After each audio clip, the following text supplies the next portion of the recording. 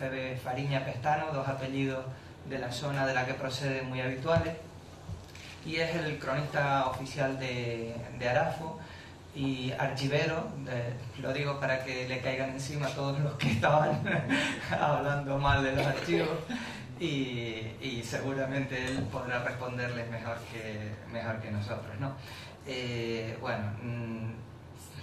Su conferencia es una visión ilustrada de Tenerife a fines del siglo XVIII, el padrón de habitantes promovido por la Real Sociedad Económica de Amigos del País de Tenerife en 1779.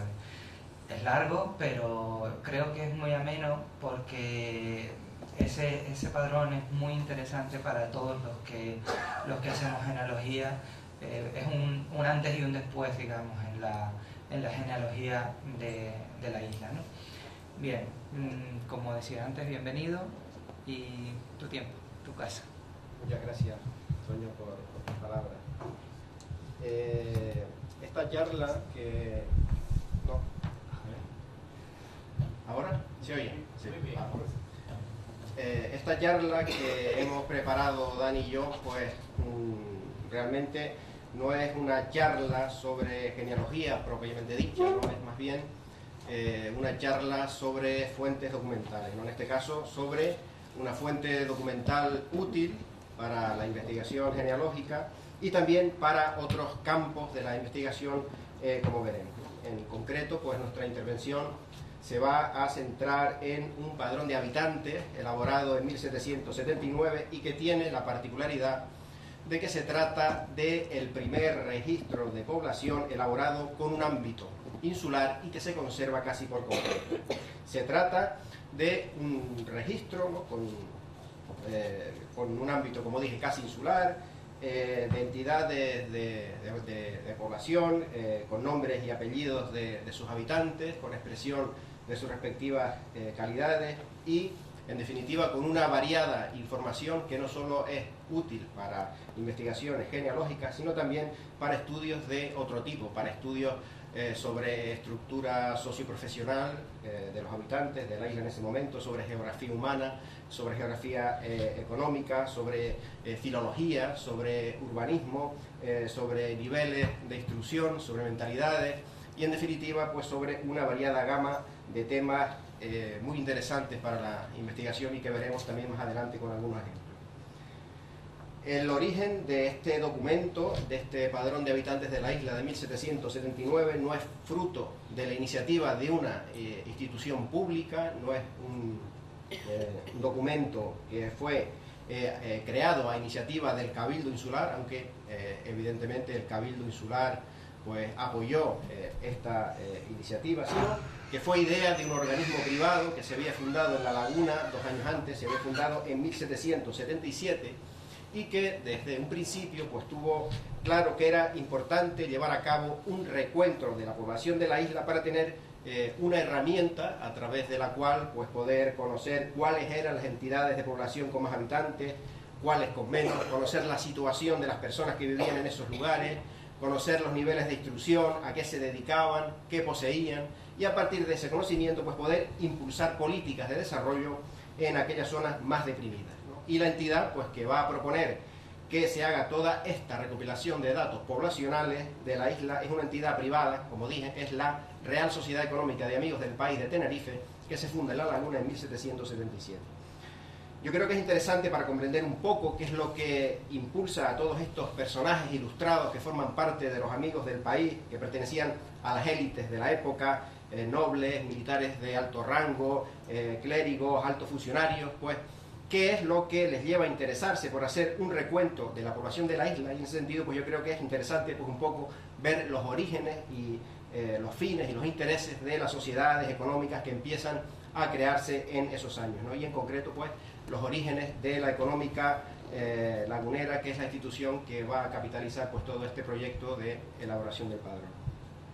Los precedentes de estas sociedades económicas pues se encuentran en unas tertulias que empiezan a formarse a principios del siglo XVIII, en la que se reúnen personajes pertenecientes a las élites de la época. Son personajes imbuidos del espíritu de la Ilustración, que estaban convencidos de la importancia de la razón, de los progresos científicos y de la educación como factores esenciales para lograr el progreso de la humanidad.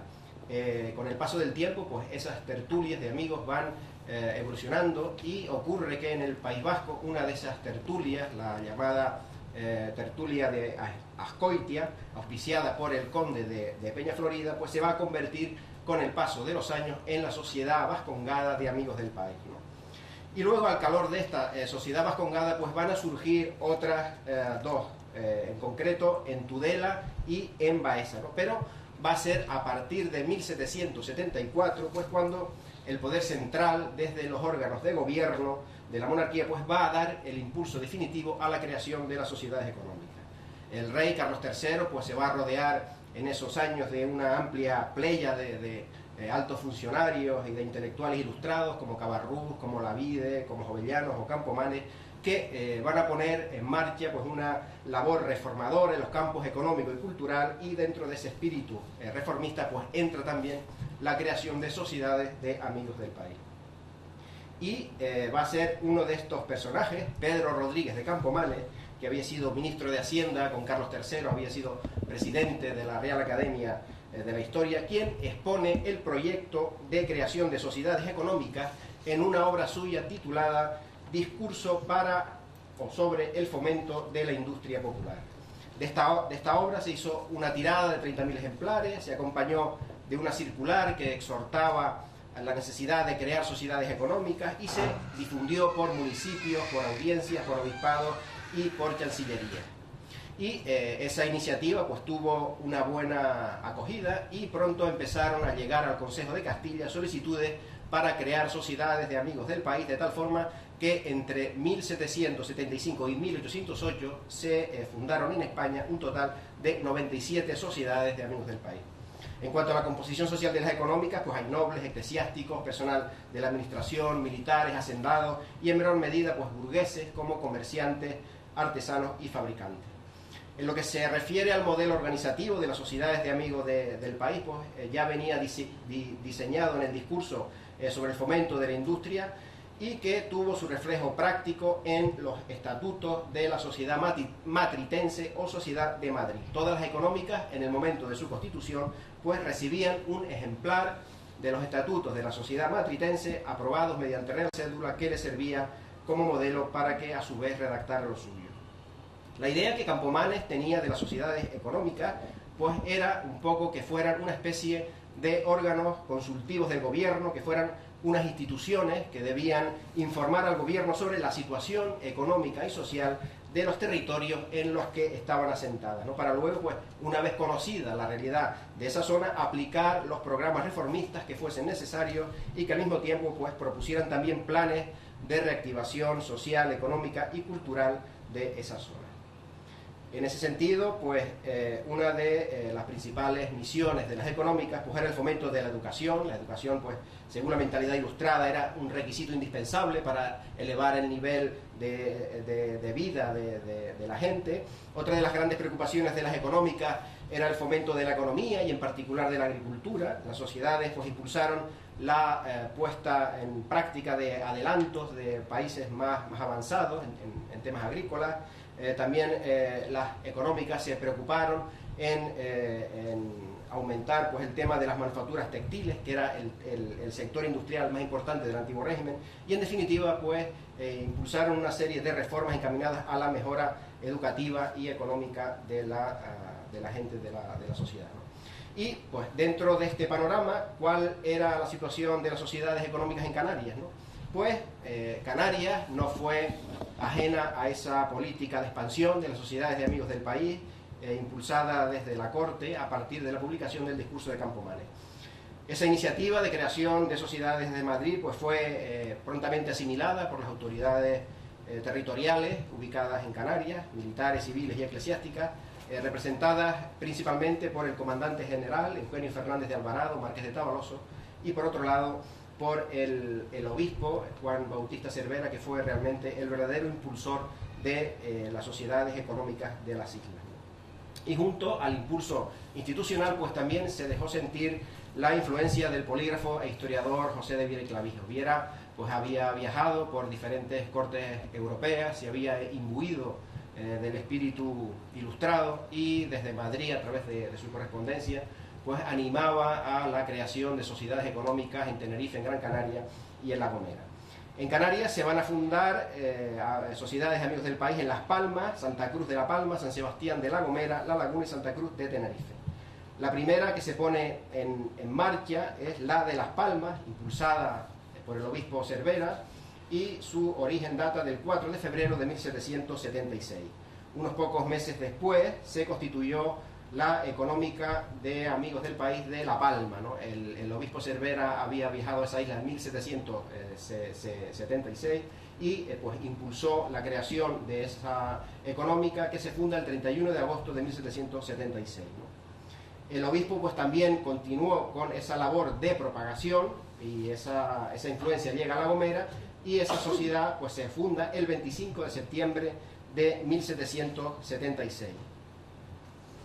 En el caso de Santa Cruz, pues se intentó, al poco de fundarse la económica en la Laguna, se intentó agrupar a un cierto número de intelectuales y crear una sesión delegada en Santa Cruz, por las dificultades del transporte hacia arriba, hacia la Laguna. Pero esta sección desapareció a los pocos años y luego se volvió a fundar, impulsada en este caso por la Diputación Provincial, el 4 de julio de 1837. De todas las sociedades económicas, pues actualmente solo quedan dos, ¿no? Una en Gran Canaria y la que está en La Laguna, ¿no? Y es precisamente la Sociedad de Amigos del País de Tenerife, fundada en 1777, la que realmente nos interesa en esta charla, porque es el organismo que va a impulsar la confección de este padrón de habitantes de 1779, ¿no? En este caso no tuvo tanta influencia pues el obispo Cervera, y en este caso fue el Cabildo Insular, con el apoyo del comandante general, pues realmente quienes impulsaron la creación de la Sociedad Económica Lagunera. Esta idea, ¿no?, emanada de la corte, pues sobre la conveniencia de crear sociedades de amigos del país, que se estaban propagando por diferentes islas, pues va a llegar a La Laguna, y llega a través de dos vías, ¿no? Una a través del apoderado del Cabildo en Madrid, que era José Van de Valle de Cervellón, que remitió una carta con los estatutos de la sociedad matritense, y la otra vía fue a través de la Real Audiencia de Canarias, que envió también otra carta al Cabildo con idéntico contenido, ¿no? Ambas comunicaciones fueron leídas en una junta del Cabildo, y allí se habló, en una junta que se celebró el 18 de marzo de 1776, y allí se habló de la necesidad de implantar una sociedad económica que empezara pues un poco a potenciar la actividad agrícola, principalmente la vid y el cultivo de morales de seda. El Cabildo pues buscó el apoyo del comandante general y nombró a una comisión encargada de la redacción de los estatutos, que debían tomar como referencia pues los estatutos de la sociedad matritense. En sucesivas reuniones del Cabildo pues se trataron asuntos relacionados con la fundación de la Sociedad de Amigos del País, se elevaron al rey los estatutos para su aprobación, y se empezaron a buscar personas entre las élites de la isla, pues con la idea de celebrar una junta fundacional y de empezar a nombrar pues los cargos de la junta directiva, ¿no? Esa reunión se celebró el 15 de febrero de 1777, y el primer director pues fue Tomás de Nava y Grigón Porlier, quinto marqués de Villanueva del Prado.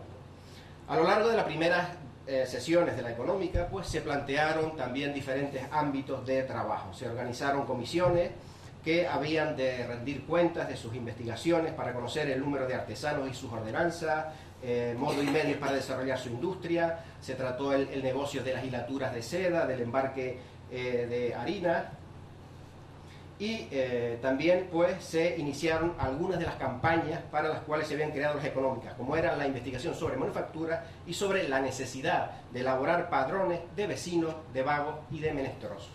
Y es precisamente pues esa necesidad de conocer el estado de la población de la isla la que impulsa la económica, con la colaboración del Cabildo Insular, pues a elaborar un padrón de habitantes con carácter insular, ¿no?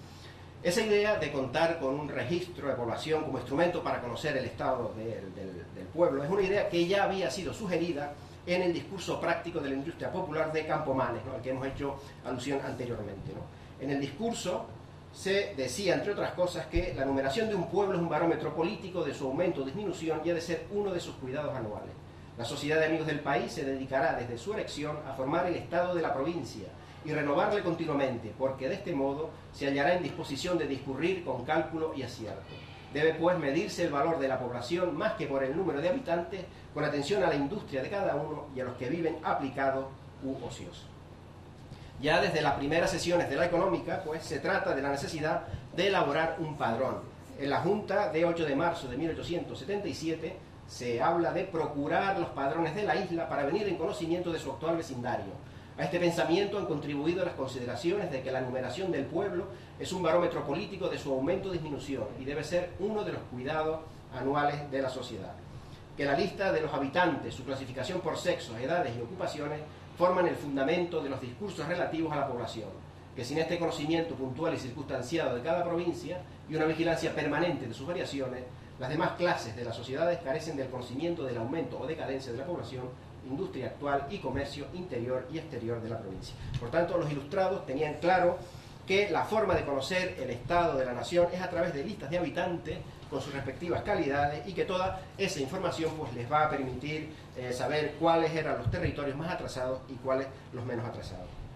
En un primer momento, la económica no se va a plantear que se elaborara un padrón, sino que va a solicitar del corregidor unos padrones de la isla que en su día se habían hecho por mandato del comandante general, pero al parecer esos padrones no quedaron copia, salvo el de la ciudad de La Laguna. El asunto se volvió a retomar a mediados de 1778 y se sacó a colación una real cédula acerca de plantíos y conservación de monte, según la cual los corregidores debían elaborar padrones y listas puntuales y legales y justas de los vecindarios de pueblos, aldeas y pagos de esta isla, con especificación de sexos, edades, estados y ocupaciones, u oficios y ejercicios y las demás notas y noticias conducentes a los expresados designios. Habría que esperar hasta comienzos de 1779, que será cuando el corregidor pues ordene se libren despachos a los alcaldes de los pueblos de la isla para que formen padrones de los territorios de su jurisdicción, y a quienes también, pues en caso de hacer falta, pues se les iba a mandar un modelo para que hubieran las menos dudas posibles a la hora de cumplimentar los diferentes padrones, ¿no? Estos padrones debían cumplimentarse por el escribano público, donde los hubiere, o en su defecto por el fiel de fecho o persona inteligente y de la confianza del alcalde, y que se llene todo y sin omisión alguna.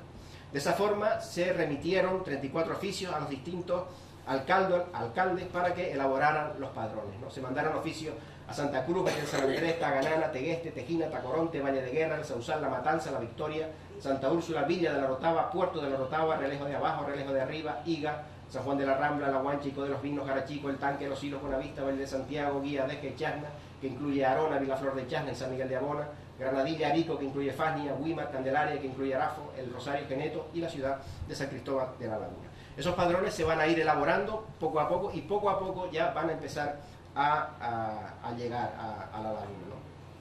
En agosto de 1779 llegan los censos de los dos realejos, de Rosario, Santa Úrsula, El Tanque y La Victoria. En septiembre de 1779 llegan Candelaria, Chasna, La Guancha, La Matanza. En octubre, Arico, Valle Santiago. En noviembre, Puerto de la Cruz, Taganana. Y en 1780, La Laguna, Valle de Guerra, Tejina y Tacoronte. Y luego, sin fecha, pero generalmente pues nosotros creemos que esos censos se hicieron pues también a fines de 1700 y que son pues Higa, San Juan de la Rambla, Adeje, Guía, Tegueste, Valle de San Andrés y Buenavista. Algunos pueblos se encontraron con dificultades a la hora de elaborar estos padrones, como fue el caso de Arico, ¿no? Cuyo padrón se remitió con retraso, se remitió en octubre de 1779, y el alcalde achacó el retraso a la carencia de personas con habilidades suficientes en el arte de escribir, ¿no? Desafortunadamente, de esta serie documental que se custodia en el archivo de la Real Sociedad Económica de Amigos del País, pues en la actualidad solo se conservan 27 padrones, ¿no? De todo este grupo, ¿no? Y que están encuadernados en 3 volúmenes, faltando por tanto 7 de estos censos, ¿no? Algunos de ellos, pues curiosamente, centrados en las poblaciones más importantes de la isla, ¿no? Pues faltan Garachico, Granadilla, Huimar, Ico de los Vinos, La Orotava, Santa Cruz, Los Hilos y Geneto, ¿no? Teniendo en cuenta esta circunstancia, pues podríamos pensar que las poblaciones que faltan pues no llegaron en ningún momento a efectuar el encargo del corregidor, ya sea por falta de interés, por falta de tiempo o por falta de recursos destinados a esta acción, o también se podría explicar la no presencia de estos 7 importantes censos en la colección de la económica, pues pensando que esta ausencia responde a pérdidas ocurridas en el transcurso de la vida archivística de la entidad, con posibles sustracciones, malas ubicaciones, deterioro por una mala conservación, etcétera, y que nos privan pues de tener esa visión global de la isla de Tenerife a finales del 800. ¿no? Nosotros pensamos que los padrones que faltan no se llegaron a realizar nunca, porque a cada uno de los padrones se le adjudicó en esa época una numeración correlativa, empezando por el 1, que corresponde a la laguna, luego falta el número 2, luego el número 3, que corresponde al relejo de abajo, el 4 a Deje, el 5 a la Guancha, luego faltan los números 7, 8, 9 y 10, e incluso da la impresión también que los padrones de la laguna, de Valle de Guerra, Tejina y Tacoronte, a los que hemos aludido anteriormente, pues que eran listados de hombres y no de unidades familiares, recopilados con fines militares o defensivos, pues fueron hechos de una manera apresurada, pues para intentar paliar que no se hubieran hecho en tiempo y forma esos censos. Vamos a ver, a empezar a ver distintos ejemplos puntuales del censo. Intentaremos explicar pues también a través de estos ejemplos el interés que tiene para la investigación en diferentes campos, no solo para estudios genealógicos e históricos, sino también para otras disciplinas, como hemos dicho. Aquí tenemos, por ejemplo, la primera página del padrón de Buenavista, en la que se dice que el padrón fue hecho por Francisco de Armas, o alcalde real, en cumplimiento del orden del corregidor, a solicitud de la Real Sociedad Económica de Amigos del País. Y en este ejemplo, pues vemos, creo que se puede ver más o menos, ¿no? Se puede ver un poco, ¿no? Bueno, este ejemplo, este es el listado que se elaboró en La Laguna, en concreto, en la zona que se refiere a la calle de Herradores, y es claramente un listado de hombres con capacidad o no para tomar armas, ¿no?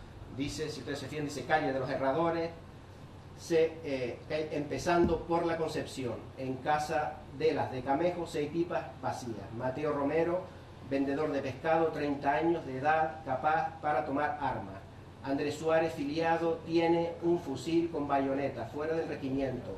Ángel Gonzalo Amador, filiado, tiene un fusil fuera del regimiento. José Luis, de 15 años, Eugenio Luis, de 15 años, sus entenados, ¿no? Entenados, sinónimo de hijastro, ¿no? Por las que el censo pues también sirve para estudios filológicos de palabras en desuso, ¿no? Del conjunto de los 27 censos existentes en la económica, pues se puede hacer una primera clasificación atendiendo a la tipología utilizada en su elaboración y presentación, ¿no? Ya hemos visto que estos listados de hombres, que en el caso de Valle Guerra, Tejina y la Laguna, pues eran esos listados de hombres listos para tomar armas. Y sin embargo, luego la inmensa mayoría de los censos, un total de 22 registros, pues están conformados siguiendo las pautas que se adjuntaban en la propia solicitud de elaboración de los empadronamientos en las localidades, ¿no? Donde figuraba pues una hoja de ejemplos sobre cómo reseñar las referencias de interés, ¿no? Y luego otro subgrupo de padrones, el que se elaboró en formato tabla numérica, ¿no? Que son 2 casos, casos de Buenavista y La Matanza, ¿no? Aquí tenemos un ejemplo de un censo en formato de tabla, en el que se relacionan las calles, las personas, y luego pues las edades, si son hombres, mujeres, labradores, si siembran, viñateros, jornaleros, zapateros, horchilleros, tejedoras, hilanderas, caldereras, ausentes en Indias, etc. Todas estas descripciones se acompañan también de breves reseñas de su nivel económico y social, ¿no? Hay interés también en reflejar el número y calidad de las cabezas de ganado que se posean, así como de las tierras trabajadas en el caso de que sean agricultores. Revisando además el cumplimiento de lo prefijado en aquellas pautas que se hicieron para el conjunto de los censos, pues se puede subdividir en varias tendencias, ¿no? Por un lado hay censos que reflejan escuetamente pues, referencias demográficas y económicas, como es el caso de Valle Guerra, Tejino, La Laguna, aquellos que incluyen ya referencias demográficas y económicas y sociales, digamos, que se van ampliando en contenidos, como puede ser el caso de Arico, de Candelaria o Taganana, y por último, censos que pormenorizan referencias demográficas, económicos, sociales e incluso morales, como es el caso del Tanque o el Puerto de la Cruz. En relación a la caligrafía, pues existen algunos de ellos, como por ejemplo este de La Guancha, que presenta una caligrafía pues propia de una persona no muy diestra en el uso de la escritura, siendo pues por el momento un galimatías, ¿no? De renglones torcidos, palabras sin acabar, errores ortográficos, tachones, y que bueno, no es un reflejo, ¿no? del propio estado en que se encontraban pues muchos pueblos alejados de la isla, ¿no? Aquí pues se lee con dificultad Antonio Hernández, casado, edad 30 años, su oficio es labranza, que sembrara 3 hanegas de trigo y otros granos, pasa regularmente. Y por el contrario, pues también existen otros con una cuidada caligrafía, como el del barrio de La Hoya del Puerto de la Cruz, que se lee sin esfuerzo, ¿no? Padrón del vecindario que compone el barrio de La Hoya, de este puerto de la Orotava, con explicación de sexos, edades, estado, ocupaciones, oficios y ejercicios, con las más notas conducentes conforme reales órdenes, año de 1779. Doña Josefa Viera, viuda, 56, don Luis Cabeza, presbítero, hijo, 28, doña Bárbara Cabeza, hija, viuda, 29, sabe coser y bordar, doña Rosalía, hija, 4, doña Luisa, hija, 3, Bernardo, criado, 4, nota. Se mantiene esta casa a expensas de su hijo don Luis, no tiene la mayor comodidad, aunque la tuviera. Sobre el lenguaje empleado, pues salta a la vista que estos censos pues, es muy rico, son muy ricos en giros, en términos que han quedado en desuso, como el término entenado, que hemos visto con la transcripción íntegra que se está haciendo de estos padrones, pues se va a poder recuperar un patrimonio interesante de lexicología, posiblemente usual en aquellos últimos años del siglo XVIII, especialmente en el ámbito rural o fuera de las principales localidades, pero hoy totalmente en desuso, ¿no? Dentro de todos esos términos en desuso podemos distinguir palabras referidas a oficios o labores como fragüero, serviciala, pescador de tierra, panadear, gañán, como sinónimo de agricultor, rústico que trabaja jornal, palanquín, que es el que lleva cargas de un lado a otro, está acomodado, cuando se refiere a una persona que vive bien, la sementera, refiriéndose a trabajos de labranza, es poco o no tiene mucho despacho, si su negocio no tiene mucho éxito, pasa con cortedad o es de buena resistencia, ¿no? Esto lo podemos ver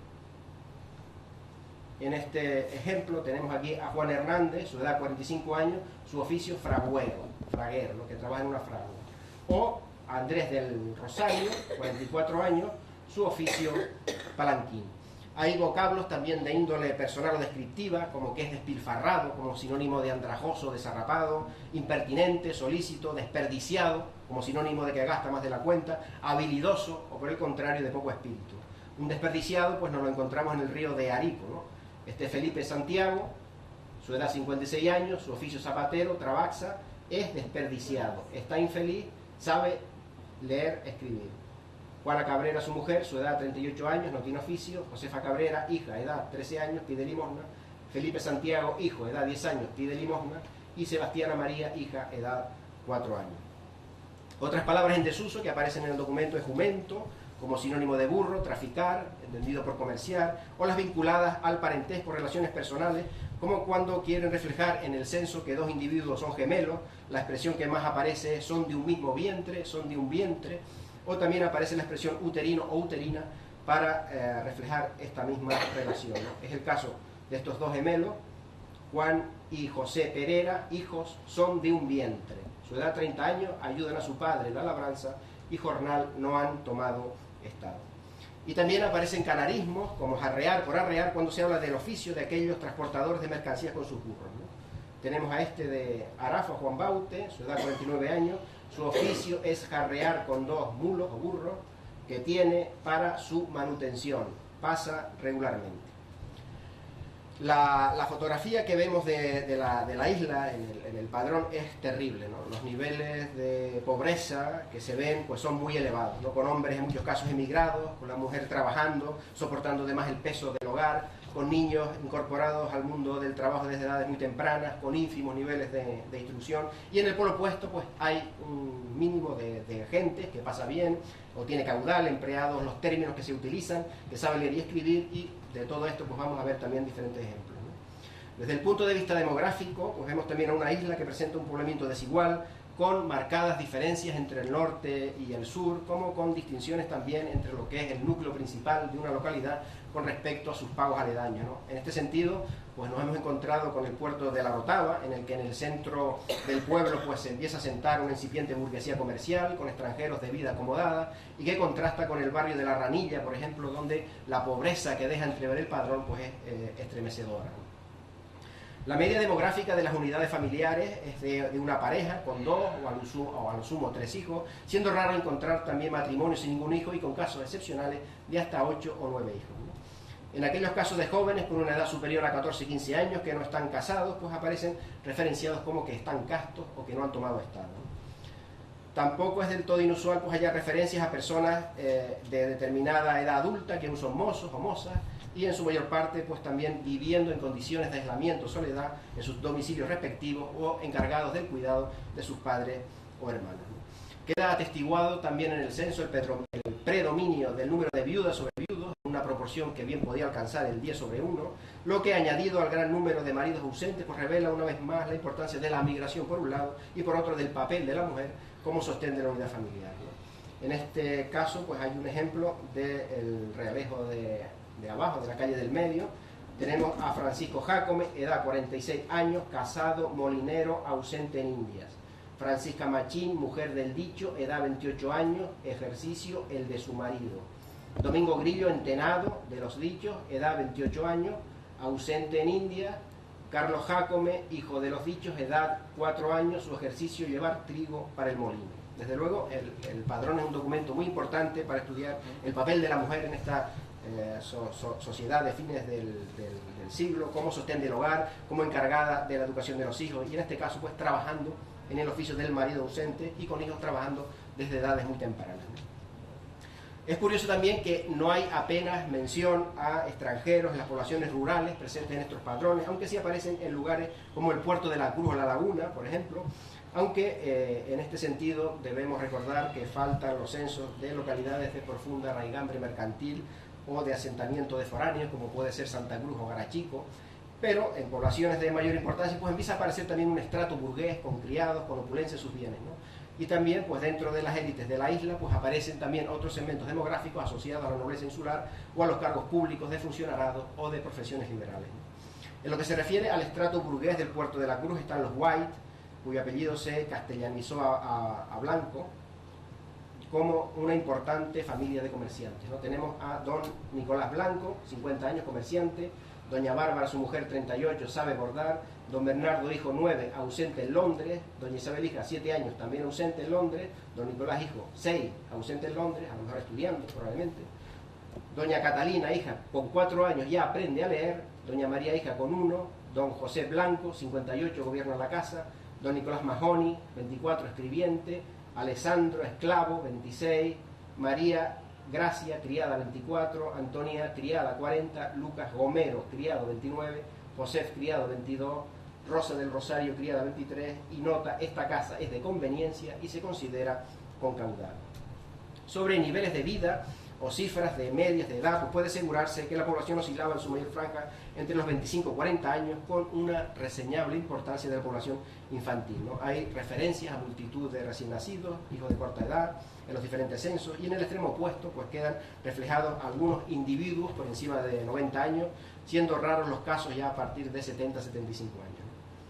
Entre los rasgos que debemos destacar, por encima de la globalidad de referencias, es que estos censos evidencian un extremado nivel de pobreza de la población insular, ¿no?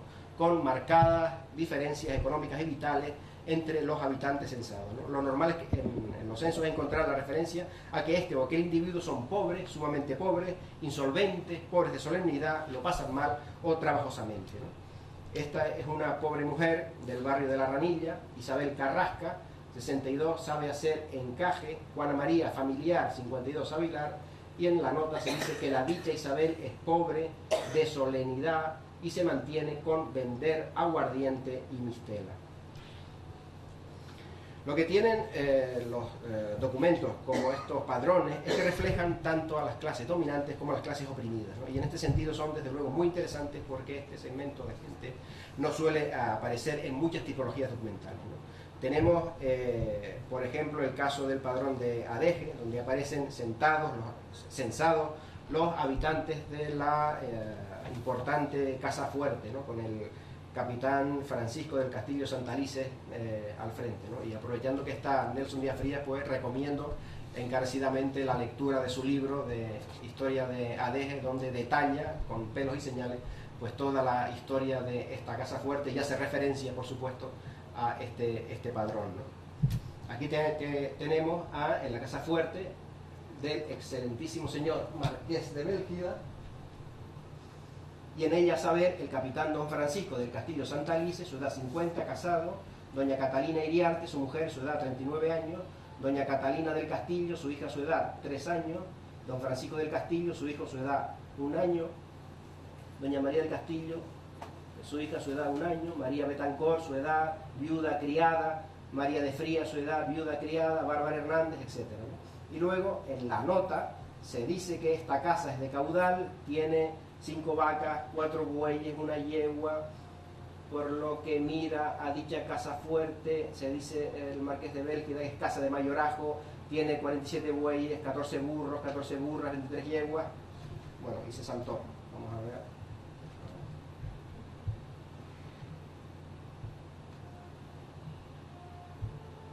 Están por el recuento de ganado, bueno, camellos, mulas, mulos, 973 cabras, 346 castrados, 619 ovejas, 25 carneros, ¿no? Es evidentemente interesante también para el estudio de la ganadería, ¿no? Esta descripción de la cabaña pues nos sirve también para confirmar la preponderancia de la cabra en el ámbito pastoril, seguida pues también de lejos por ovejas, por cerdos, ¿no? También pues aparecen bueyes, vacas, camellos o burros que suelen ligarse a actividades de labranza, así como de caballos y yeguas a labores de arriero o a profesiones liberales como medio de transporte, ¿no? Y no todos los censos lo reflejan, pero también aparecen reflejadas las colmenas dentro del espectro económico insular, con alusiones también a los higos, al mosto, la cebada, el millo, las papas, también en clara referencia a las realidades económicas, incluso gastronómicas del momento, ¿no? Siguiendo con el padrón de Adegi, como dije antes, pues podemos conocer no solo a las clases dominantes, sino también a las clases oprimidas, ¿no? En la Casa Fuerte vivían un total de 57 personas, de las que 21 eran esclavos y 5 libertos, ¿no? Aquí tenemos a varios esclavos, ¿no? Domingo Rodríguez, su edad 20 años, esclavo.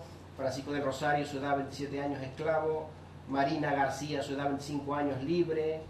Antonio García, su hermano, su edad 23 años, esclavo. Domingo García, Antonio García, esclavo. Y en la nota se dice que todos estos que están dentro de esta casa fuerte son criados y esclavos del señor Marqués de Bélgida. Su bienestar solo depende del acomodo de su amo, así pasan los más miserablemente. En relación a los niveles de instrucción, pues se advierte que se le da interés al hecho de saber leer y escribir, ¿no? Y se consigna incluso a los ausentes que poseen pues esa rara virtud en aquella época, ¿no? Aunque son pocos los individuos que tienen a su alcance una educación primaria, ¿no? En algunas localidades pues se especifica que los niños andan a la escuela y puede llegarse incluso a señalarse la existencia de pequeños centros educativos, ¿no? Suelen definirse a quienes poseen conocimiento, bien de escritura, lectura, de contar, como personas hábiles y que son sumamente valiosas para la comunidad, ¿no? Como este personaje de Arico, que seguramente a Octavio le va a sonar. Octavio pues tiene un blog que es muy interesante también para conocer la historia y los personajes del sur de esta isla, y hace unos días pues colgaste la biografía de este personaje, del capitán, del militar Diego Antonio de Torres, hace yo creo que un par de días que la colgaste, ¿no? Y curiosamente pues traje el ejemplo, ¿no? Aquí tenemos a un personaje importante de Arico, don Diego Antonio de Torres, viudo, su edad 70 años, su oficio labrador, pasa con toda comodidad, sabe leer, escribir y de muy buena luz de razón. El capitán de milicias provinciales, don Juan Antonio Torres, hijo, su edad 31 años, atiende a las labores de su padre, sabe escribir, es hábil y de buena nota. Por otro lado, resulta también tremendamente curioso comprobar la gran cantidad de personas con discapacidad que aparecen reflejados en los censos, ¿no? Que van desde lesiones de miembros, aparecen términos como cojos, mancos, tullidos, problemas sensoriales, sordos, ciegos o desórdenes mentales, ¿no? Se emplean términos como fatuos, locos, dementes.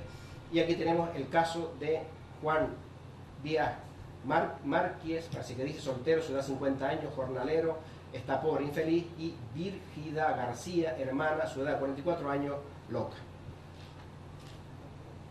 A veces se utilizan eufemismos también para describir una posible discapacidad intelectual, ¿no? Lo cual es lógico también teniendo en cuenta que los diagnósticos de este tipo de síndromes son bastante recientes, ¿no? Aquí tenemos a esta persona, a Josef Hijo, 17 años, del que se dice que es medio simple.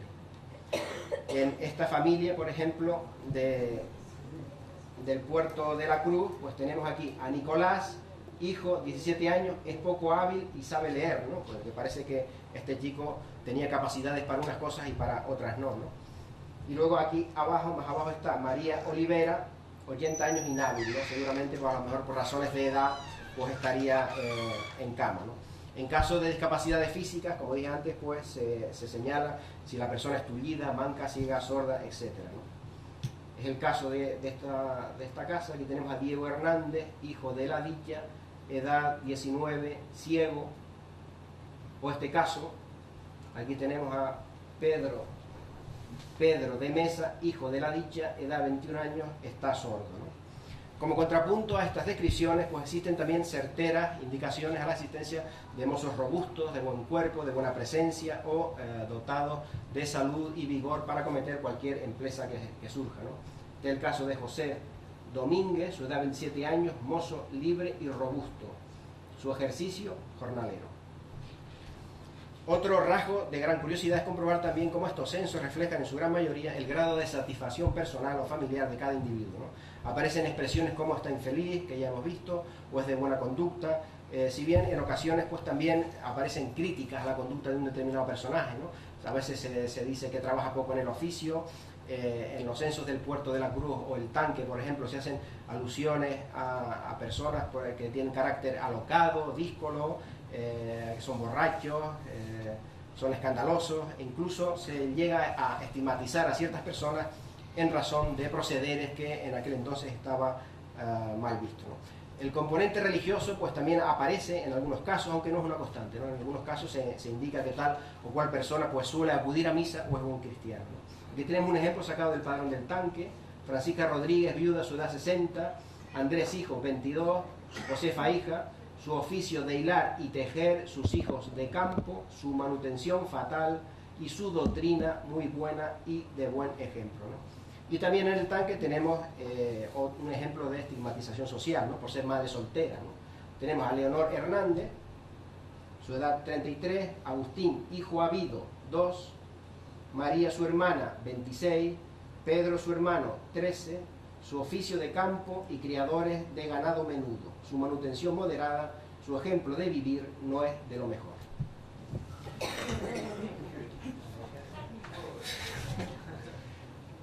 Como es obvio, pues en los censos figuran pues todo el repertorio de profesiones usuales en aquellos años, ¿no? Labrador, jornalero, pastor, marinero, pescador, zapatero, tonelero, sedero, albañil, carpintero, herrero, gañán, llegando a aparecer incluso parteras, estanqueros, mayordomos, medianeros, etc. Y es por tanto, como dije al principio, una fuente documental de primer orden para hacer estudios sobre estructura socioprofesional de la población.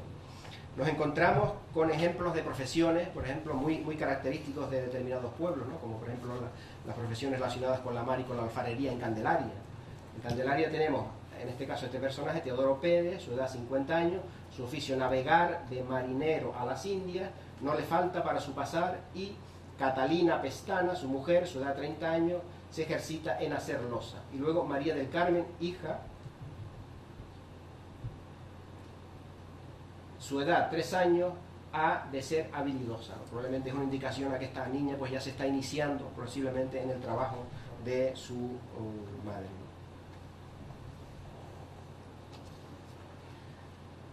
¿no? Otra alusión a trabajos desarrollados en la comunidad es esta, en la Matanza, en la que se dice que este vecino es sangrador, barbero y cerero, ¿no? De lo mismo te puede curar un dolor de cabeza con un sangrado, que te saca una muela, te pela y te vende una vela, ¿no?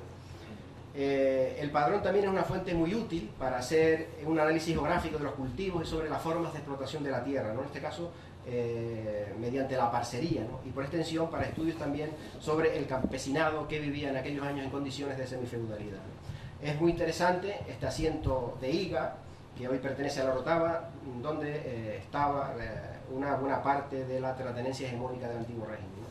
Aquí tenemos, por ejemplo, a Pedro Reyes, casado, su edad 37 años, medianero de Hacienda de Viña, y aquí tenemos a Gaspar Hernández, casado, su edad 43 años, mayordomo de Hacienda de Señorío. En este ejemplo es de Arafo, se trata de José Alonso Fariña.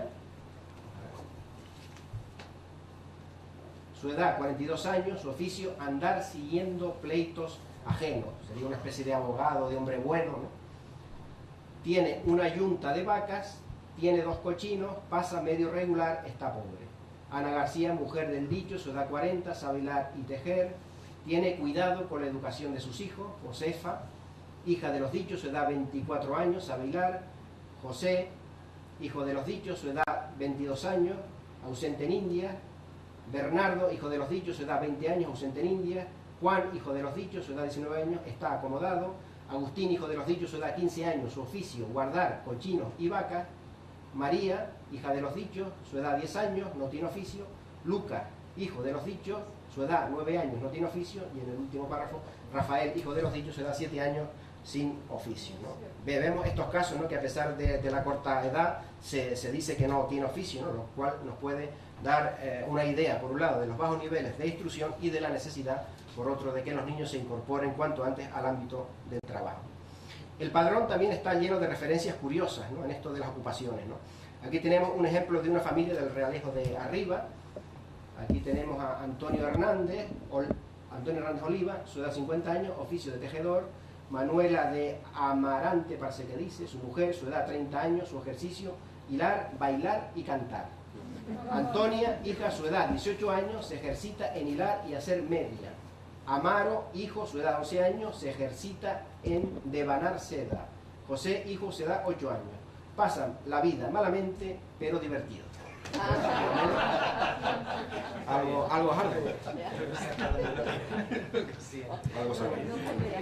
pero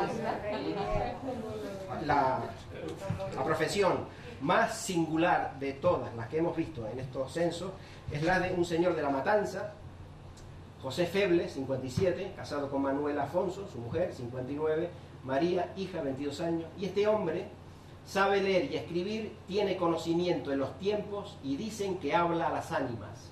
Y tiene un hijo en India. Por lo que estamos aquí ante un espiritista, de un medium del siglo XVIII, ¿no? Es de luego la ocupación más singular de todas las que hemos visto, ¿no? Es curioso que se hable, ¿no?, de una persona que habla con las ánimas. Queda muy patente también la diferenciación laboral por sexo. La mujer en su inmensa mayoría se dedica a labores vinculadas al mundo textil, hilar, tejer, coser, hacer medias, hacer calceta, y también podemos encontrar la mujer asociada al proceso de lavado de la ropa o al mundo agrícola, bien en labores de labranza, de venta de productos agrícolas, y lo que nos falta en todo padrón es la reincidencia en señalar que la educación de los hijos recae en la figura femenina, ¿no?, con lo que la mujer pues debía compaginar el cuidado de la vivienda familiar con sus tareas textiles o agrícolas y con la atención a los hijos, ¿no? Aquí tenemos una familia de San Andrés compuesta por Juan Marrero, su edad 50 años, su mujer María Catalina, 48 años, labrador, tiene yunta de vacas, la mujer gobierna bien su casa, teje, hila y tiene economía. Sobre la mujer cae el peso de la educación de los hijos, y en caso de que esta persona no los eduque bien, pues es a ella a quien se le recrimina, ¿no? Como es el caso de esta familia, compuesta por Vicente Pérez, su edad 40 años, ejercicio jornalero, pasa con trabajo. Josefa Rodríguez, su mujer, edad 38 años, ejercicio andar por los campos, vendiendo especias, no cuida de la educación de los hijos. Blas Pérez, hijo de los dichos, edad 12 años, ejercicio guardar pavos ajenos. Agustín Pérez, hijo de los dichos, edad 10 años, ejercicio jugar y pedir limosna. Hilario Pérez, hijo de los dichos, edad 6 años, pide limosna. Francisca Pérez, hija de los dichos, edad 3 años, y Julián Pérez, hijo de los dichos, edad 8 meses. Los hijos también pues suelen repetir o seguir el oficio del padre o de la madre según el sexo, ¿no? Y siempre pues haciendo gala de una obediencia y sometimiento ciego a sus padres, ¿no? Este caso de María Beatriz, viuda, su edad 65 años, su oficio tejer, hilar, está pobre, no tiene más arbitrio. Rosalía, hija de la dicha, su edad 37 años, se ejercita en el mismo oficio de su madre, es moza de estado honesto. Y María, hija de la dicha, es moza, su edad 30 años, se ocupa en el oficio de su madre. Es revelador también que la mayor parte de estos registros censales lo conformen una pareja, salvo que el hombre pues, esté viudo o la mujer ausente, ¿no? Y junto a los padres están los hijos, pues también siendo inusual encontrar a otros parientes residiendo en la casa familiar, ¿no? Muy de vez en cuando pues puede parecer un suegro, una suegra, un hermano, un sobrino, y apenas pues también hemos encontrado referencias a huéspedes o acompañantes, ¿no? Parece seguirse, por tanto, un canon establecido por las costumbres de la época, una regla no escrita, ¿no?, que dibujan a la unidad familiar en torno al hombre, la mujer y a sus hijos. En este asiento, sin embargo, vemos que la unidad familiar pues está compuesta de más miembros, ¿no? Y aparecen también otras cuestiones que hemos comentado: el empleo de palabras en desuso, el rol de la mujer, alusiones a posibles discapacidades o al estado de determinados miembros del clan, ¿no? Tenemos aquí a Juan Lorenzo Tejera, su edad 34 años, su oficio es sembrar alguna cosa, cuida algunas huertas y tiene un jumento para bajar leña y venderla. Tiene 2 vacas de medias. Su mujer, Josefa Cortés, su edad 46 años, cría a sus hijos en buena educación, gobierna su casa. Tiene 2 hijas de 4 y 3 años, 2 hermanos huérfanos en su compañía, Florencia Eulalia, 19, y Vicente Antonio, que guarda las vacas y el burro. Este tiene poco espíritu y es como alejadillo de miembros. Su edad 16 años, la Florencia hila y hace olla, esta casta lo pasa regularmente. Como no podía ser menos, pues también los censos son una fuente de primer orden para conocer la toponimia principal de las diferentes localidades, ¿no?, al subdividirse la mayor parte de los padrones en barrios, en calles y en pagos, ¿no? En muchas ocasiones nos llegan topónimos arcaicos que son de un valor inestimable para corroborar el origen o pervivencia de un nombre, ¿no? Casos como el Aserradero, Taucho, Iserce, Terés Menadeje, La Zarza, Icor, La Sabinita en Arico, Amance, Cuevecitas en Candelaria, Aguchones, Almáciga en Taganana, etc., ¿no? Aquí tenemos, por ejemplo, la evidencia documental de que, a ver, es lo anterior, de que existían asentamientos de gente en los pagos de Taucho, el Aserradero y Teresme en Adeje. En algunos casos, y ya para acabar, pues se describen los núcleos de población con sus límites y extensiones, como es este del río de Arico, ¿no? Pago del Río confina por la parte del norte con el que ya tiene anotado de la Cisnera, y puede haber cuasi legua de uno a otro, etcétera, etcétera, ¿no? Y ya el último ejemplo pues es un resumen del pueblo de Buenavista. Está un poco pequeño, pero bueno, yo se los leo un poco, ¿no?, en la que se nos dan datos de profesiones, de población, de cabaña ganadera, de historia, de urbanismo, de plantío e incluso de costumbres y de mentalidades, ¿no? Empieza hablando pues que contiene esta jurisdicción 343 vecinos, 1450 almas, 663 hombres, 791 mujeres, luego fanegas, 1155 fanegas, luego empieza a hablar de las profesiones: viñateros, jornaleros, tejedores, hilanderas, calceteras, con su número. Luego empieza a hablar también de la cabaña ganadera, más abajo: caballos, yeguas, ovejas, cabras. Luego dice que tiene 4 clérigos ordenados, 6 frailes franciscanos en un convento, una parroquia de 3 naves, luego tiene 3 plazas, la primera muy grande y cuadrada, su alhóndiga contiene 80 arrobas de trigo. Luego sigue hablando aquí más abajo pues de los conquistadores. La mayor parte, casi todo, es de señores, marqueses, condes y personas de la primera nobleza, que puede ser una alusión, ¿no?, a los condes de Siete Fuentes, que era la familia hegemónica, ¿no?, de ese lugar. Y también pues nos habla un poco de los conquistadores. Los primeros fundadores de este pueblo fueron algunos de los conquistadores de estas islas. Luego habla también un poco del urbanismo, ¿no? Dice por aquí: las calles de este pueblo son anchas, rectas, las más enteramente arrugadas, ¿no? Portuguesismo, ¿no?, que refiere a la existencia de casas. Está fundada en un llano. Luego aquí: las viñas propias para vinos dulces están en las faldas de los riscos, ¿no?, una alusión a la viticultura heroica, ¿no? Las demás es de sementeras. Luego dice que sus habitantes son muy aplicados a embarcarse a la América, y las mujeres se acomodan porque no todas pueden casarse. Dicen que este terreno incita a la lujuria a causa de la cercanía al mar y del temperamento caliente y poca extracción de vino. Un señor obispo, según tradición, le puso el nombre de Buenavista, y luego sigue con más datos, ¿no? La verdad que podíamos seguir con más aspectos durante horas sobre el padrón, ¿no?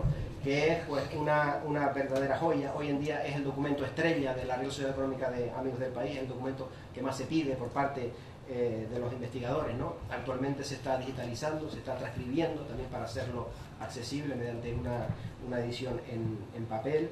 Y nada más, yo pues simplemente como miembro también de la Junta de Gobierno de la Económica, invitarles, si algún día pasan a La Laguna, a que visiten la casa, visiten su archivo, y a los investigadores pues también que investiguen en él, que consulten el padrón, y que el archivo de la Económica pues también tiene fondos documentales muy importantes para estudio de la genealogía, como el Fondo Ascani Montemayor, el Fondo Moure, etc. Y nada más, muchas gracias por su atención.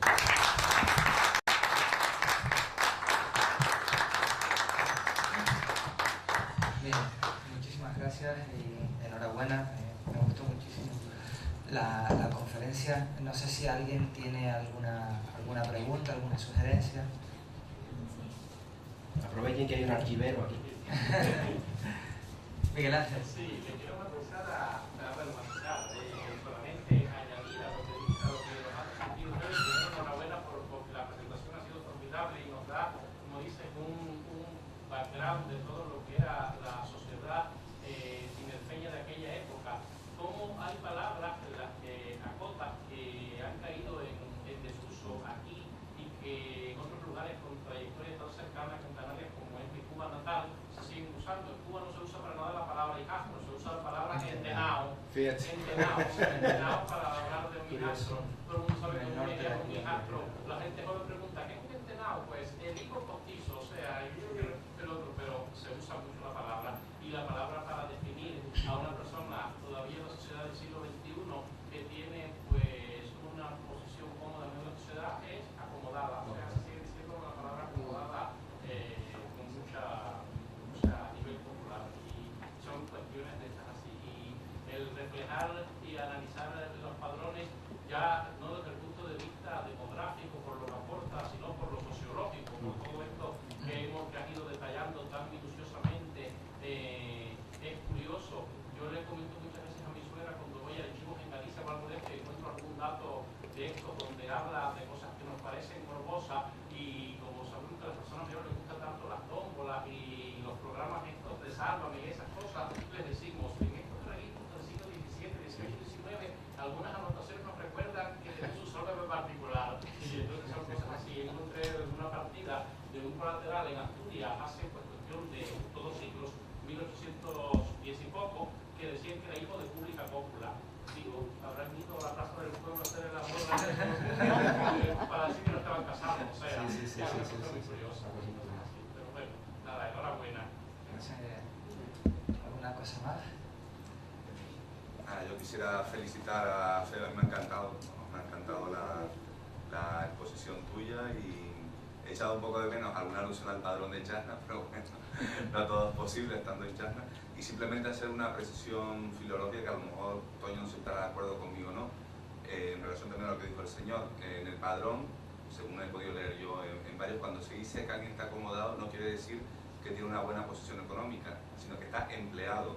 De hecho, lo vimos en uno de los ejemplos de Arafo, hablando de una familia pobre y había un niño de 14 años que decía que está acomodado. Lo que quiere decir que el niño está empleado en algún sitio, posiblemente fuera de la casa, como se usa también colocado. Exacto, pero yo me lo encuentro por los padrones de Chasna, Adeje y Sora. Cuando se dice está acomodado, está acomodada, no quiere decir que la persona esté en una buena posición económica, porque además es contradictorio con el resto de la descripción del hogar, sino que está simplemente empleado fuera, pues, posiblemente como criado, alguna cosa de esta, simplemente quería decir. Bien, mientras preparamos la conexión con Mercedes y cruzamos los dedos para que se pueda realizar hoy, vamos a descansar un momentito, ¿vale? 5 minutitos, algo así.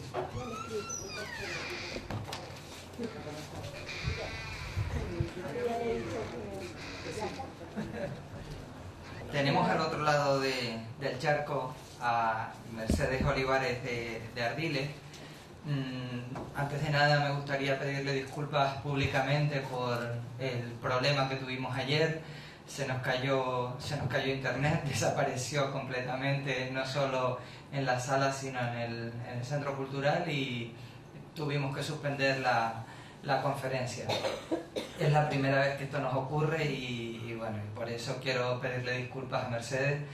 Ella muy amablemente se ofreció a celebrar su conferencia en cualquier otro momento, y teniendo en cuenta que en este momento ella está celebrando también sus jornadas de genealogía e historia familiar en Chillán, pues doblemente hay que darle las gracias, porque tiene que estar con un ojo en un lado y con el otro en el otro, ¿no? Bueno, antes de nada, pues Mercedes, tienes el público mirando y atentos todos a ti. Voy a decir solo 2 o 3 cosas. Mercedes es profesora de genealogía e historia familiar en Chillán, como decía. Es también una experta en indexación como Sonia.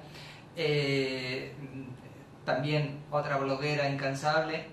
Lleva dos blogs al mismo tiempo, no sé cómo lo hace porque yo no podría ni uno, y lleva 2, y no sé, le he leído algunas cosas y le he mirado algunas cosas de genealogía para niños, algo muy interesante, en lo que también se está moviendo Sonia, y quizás por ahí vaya un poco la idea de trabajo que también la sociedad ya ha empezado a mover, ¿no? La sociedad de genealogía nuestra de aquí.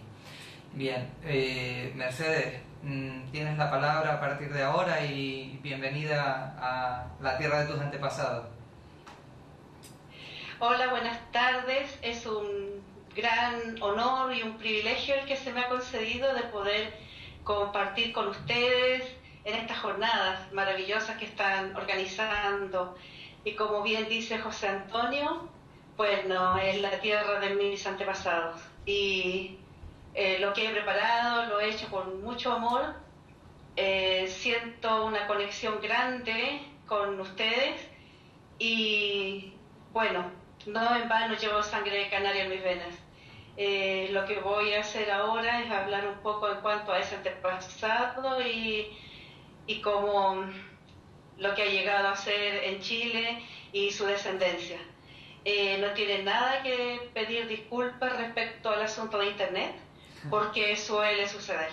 He estado en otras videoconferencias y le decía a Sonia hace un rato, Internet tanto que te quiero y tanto que me hace sufrir. Es como un novio que se porta mal, pero lo necesitamos. Entonces, muchas gracias por darme esta oportunidad y pucha, es un honor para mí y nada que disculpar. Perfecto, cuando tú quieras podemos empezar. Ok.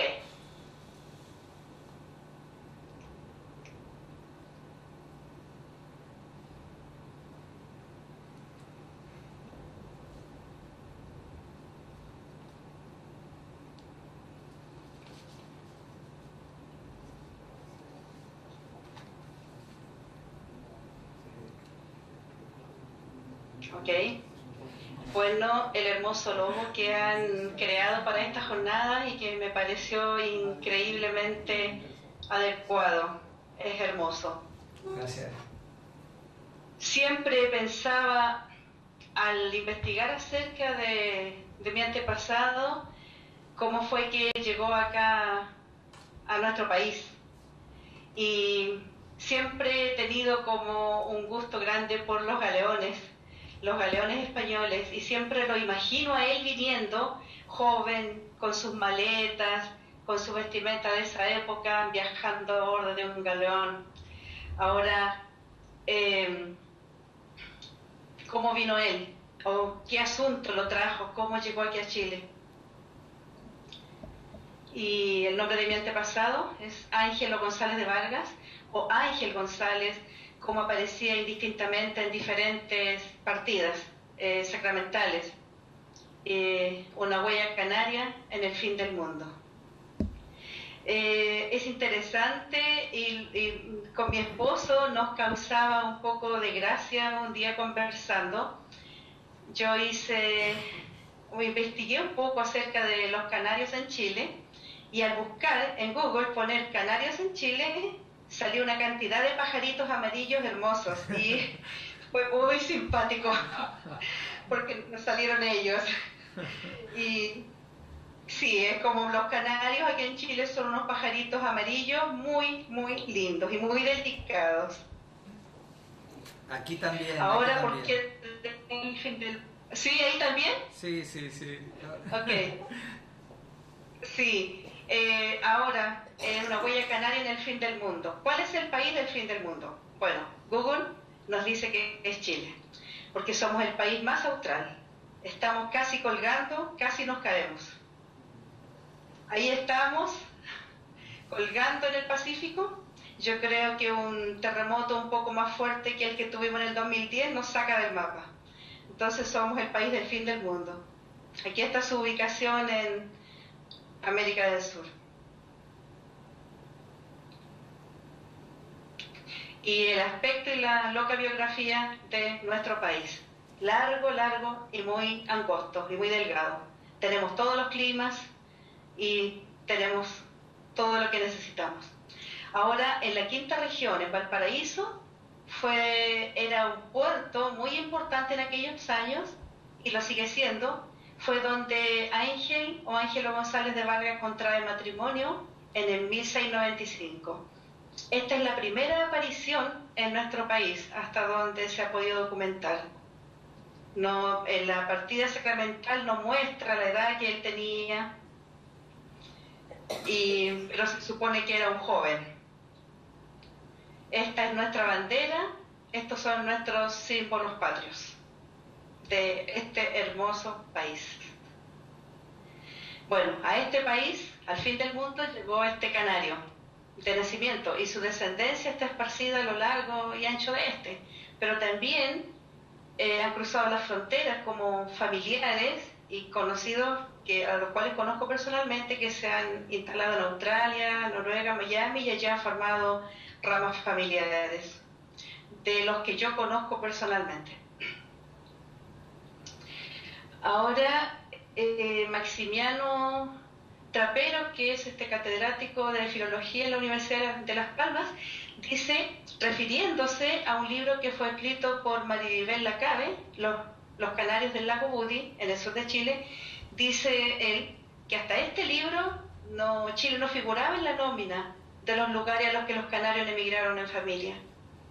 Dice que los conocimientos estaban en cuanto a Cuba, Puerto Rico, República Dominicana, Uruguay, San Antonio de Texas, Luisiana y Venezuela, pero no Chile. Chile no estaba, porque en Chile la migración canaria es muy, muy escasa. Los informes de la inmigración canaria a Chile nos hablan de una gran cantidad de andaluces, de castellanos, de montañeses y de muchos otros, pero destaca que los canarios son una comunidad bastante reducida. O sea, siempre ha sido muy, muy poco la gente canaria que ha venido a Chile. Lo que explicaba este profesor, Manuel Hernández González, me pareció muy interesante lo que explicaba en la inmigración canaria a América, donde dice que los canarios participarían en la conquista como expertos guías. Dice que entre el año 1492 y 1506, al menos 12 de las mayores expediciones hacen escala en La Gomera o Tenerife. También dice que estas expediciones eran de las más nombradas, como las de Colón, de Ojeda, Vespucio, y que las Canarias tienen el privilegio de comerciar con las Indias desde los comienzos de la colonización del Nuevo Mundo. Y lo que me pareció muy interesante de lo que él explica es esta Real Orden de 1511, donde dice que simplemente los canarios parten solamente con la autorización del capitán de navío.